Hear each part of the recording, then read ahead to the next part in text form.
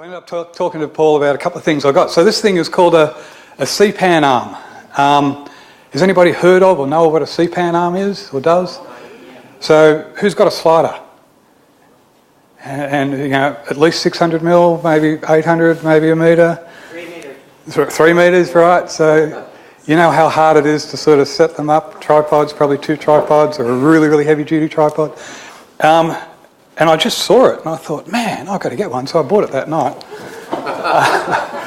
And it was from B&H over in the US, and it got delivered maybe 3 weeks later. And so what it does is it's clearly a slider, right?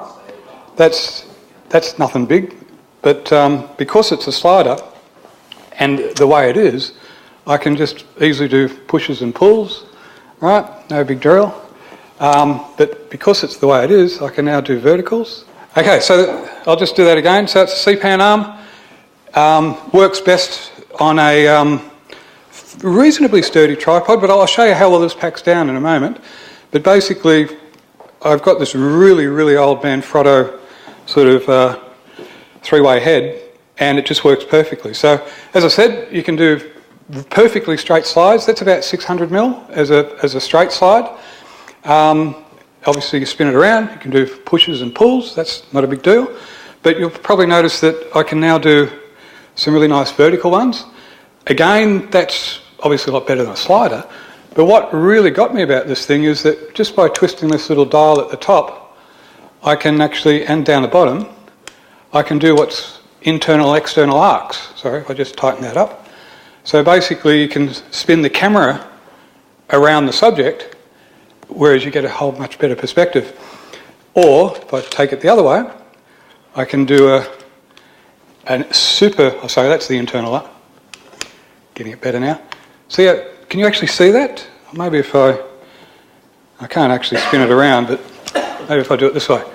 Can you see how the perspective?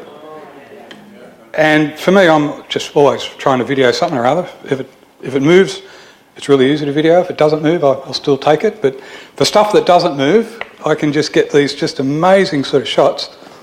And the whole thing, quite literally, if I leave that there, I've got that can pack down into like this tiny little bloody camera bag, right? And the tripod fits there. The other thing I just wanted to explain, has anybody got one of these Manfrotto tripods? You know what they're like? They're sort of reasonably popular. That obviously comes off, it's a center counterweight. But the way I worked it out is that I can, if I'm going out doing a bit of a shoot, basically all I have to do is pop that around, pop this back on top, and of course I've got a proper tripod set up. So it gives you heaps of variety, and of course that'll pack down to literally about from there to there, which is pretty damn good. The last bit about this guy, and I think maybe that's a bit that interested Paul a little bit, if I just put it back, I'm a bit of an electronics freak, so I go off, if I buy anything photographic, I'll find a way to motorise it, if that makes sense. So even with lights, I've found a way to put a pan and tilt head. You know the Lumicubes? Anybody know the Lumicubes? The little, tiny little square lights? So because I'm into electronics and all that, I went and found a really cheap way to do a pan and tilt head, motorised and remote controlled, so that I can sort of remotely control the lights. Why? I have no idea why, it's just because I wanted to, I guess.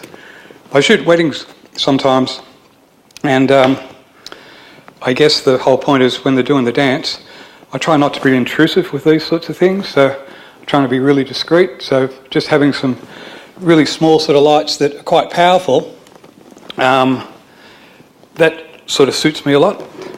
Anyway, the bit that I wanted to show you is, I'll spin it around this way now.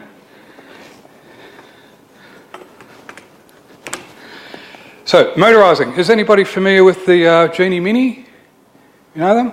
So I found a way to actually, I won't demonstrate it. If anyone wants to see it later, I will. But basically, with this little bracket and this little attachment, I can now, instead of being purely manual, if you can imagine you want to try and do a time lapse somewhere and you want to have that sort of inner arc, outer arc perspective that I was talking about, well, one, you can't do an inner and outer arc on any sort of straight slider. You can certainly have the camera as a two-stage sort of, what is it? You can rotate the camera as you're sliding across, but they're quite expensive. So with this guy, if I just undo this, I'll show you. You can sort of cheat a little bit. So, as I'm rotating the Genie Mini, so it's obviously motorised itself, you control the app, basically that thing will just move it along. If you put it into time-lapse mode, it'll stop, pause, shoot, stop, pause, shoot, stop, pause, shoot. So now I've got a totally motorised slider, fits in a bag, and it can sort of just take absolutely anything. Does that get you guys interested, or is it just me? Okay. What is the recommended camera weight? Oh, this will take 5 kilos. Yeah, and it's, if you see it, it's extremely robust. Like, Does that need a different counterweight? 5 kilos? so the counter's only there for, I'll just get rid of this because I just wanted to show the motorised part. But I'll redo the counterweight, re-explain the vertical. The counterweight, it doesn't actually come supplied with the counterweight. I ended up having to make this a couple of weeks ago. So it's basically I drilled a hole through a weight, a 3/8 rod that you can buy from Bunnings. So if I actually get this guy back again, the movement I do, so the camera's facing this way, you obviously rotate this so that it's going to be vertical, right? So the movement I do is just like that. And it's obviously, the camera's going to make it a bit heavier, but not having the counterweight puts a little bit of extra weight here and it doesn't slide as smoothly. So I live near a cemetery. Cemeteries are full of statues. I'm just getting the absolutely most amazing shots. A lot of dead people, yeah. They don't give me any trouble, fortunately. Anyway, so the other thing I wanted to show you is that, has anybody heard of a roller cam? Never heard of that? Okay, so you just heard me how much I'm into sliding and motorising and being able to do internal arcs and all that. So in my pocket here, would you believe that I've got something in my pocket that can do everything I've just told you, but not vertical? And that's this thing. And this is only $300. That's $1,000. This thing's called a roller cam, right? So you just mount the camera. It'll take 3 kilos on this mount. Again, it's controlled by an app. It'll do continuous movement. Not sure if you can see it. It's got a motor too. There's a motor in here. That's the drive wheel. These are free wheels, and basically you just change them to any angle you like. And again, it'll do any sort of arc. It'll go full 360. It can just go 100 metres if you want. So I go around town and I find these places to shoot. I do time lapse with it, so I can sort of, how can I put it? There's a couple of places around town that I saw. So you know, Darling Harbour, where the seagulls, the really narrow, the sort of, the really shallow water. That's a really beautiful long stretch. It's really smooth sort of tiles. So I end up doing these running long time lapses for about 10 or 15 metres. Yeah, it goes like so. Literally, any flat surface, off it goes. If we've got time, I can show you. But basically, it just runs along. And again, we'll do continuous motion, or stop, pause, shoot, move, pause, shoot.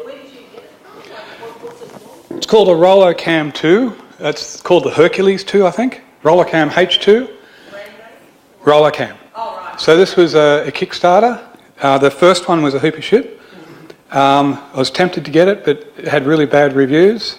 That was about 3 years ago. And I think again, I was probably the first in Australia to get one of these because I've been helping them debug their app, Android app. Works brilliantly on Apple, iPhone or iPad. You got it online? Yeah, I bought it from them directly. It was $300. In fact, I got it on sale as they just released it. So I got it for 250 Australian. But basically, for travel, you can imagine sort of sitting in a cafe somewhere, you've just got it sitting on the table there, just taking these most amazing shots. And again, for me, I've got really shaky hands. I just set and forget and off she goes. So again, all this stuff, if you're interested in it, I'll have it there. I'm not sure how the time's going.